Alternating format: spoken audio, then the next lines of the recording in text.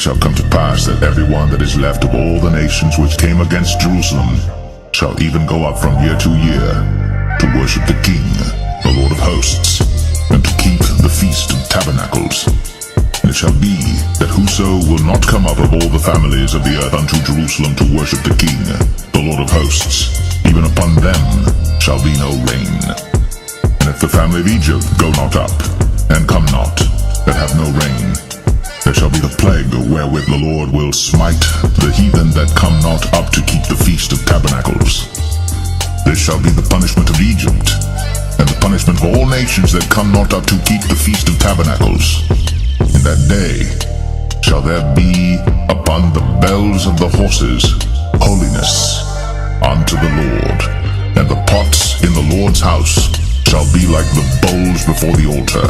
Yea, every pot in Jerusalem and in Judah shall be holiness unto the Lord of hosts, and all they that sacrifice shall come and take of them, and seethe therein. And in that day there shall be no more the Canaanite in the house of the Lord of hosts. Zechariah 12:1. The burden of the word of the Lord for Israel, saith the Lord, which stretcheth forth the heavens, and layeth the foundations of the earth, and formeth the spirit of man within him. Behold, I will make Jerusalem a cup of trembling unto all people round about. Why? Because the Lord is going to magnify his elect. They're shaking in their boots right now, because they see in this great spiritual army of the Lord being raised up. And all we're doing is teaching, reading the Bible, and they get nervous. So just imagine when the Lord give us power, when they shall be in the siege both against Judah and against Jerusalem. And right now we are in a siege. The world is in a siege by these demonic international banking families. It says, and in that day will I make Jerusalem a burdensome stone for all people. All that burden themselves with it shall be cut in pieces. This is dealing with the land, true, but it's really dealing with the people, because they're going to get jacked up, though all the people of the earth be gathered together against it. In that day, saith the Lord, I will smite every horse with astonishment, and his rider with madness, and I will open mine eyes upon the house of Judah, and will smite every horse of the people with blindness. Right. So they're not going to be able to come against anything that we do. The Lord is going to cut them off. Let's talk about the people that come against Jake. No weapon that is formed against thee shall prosper.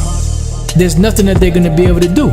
And the governors of Judah shall say in their heart, the inhabitants of Jerusalem shall be my strength, and the Lord of hosts their power.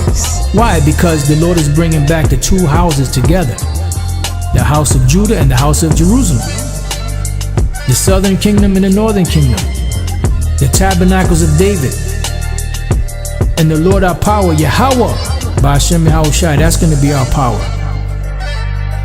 In that day will I make the governors of Judah like an hearth of fire among the wood. And what does a hearth of fire do among the wood? It kindles in it. You know, High Priest Ariah used to get into it. It kindles. It says, and like a torch of fire in a sheaf. Right, and you can read about this also in QADASH. How the tribes are going to get together, and it's going to be an Edomite roast, man.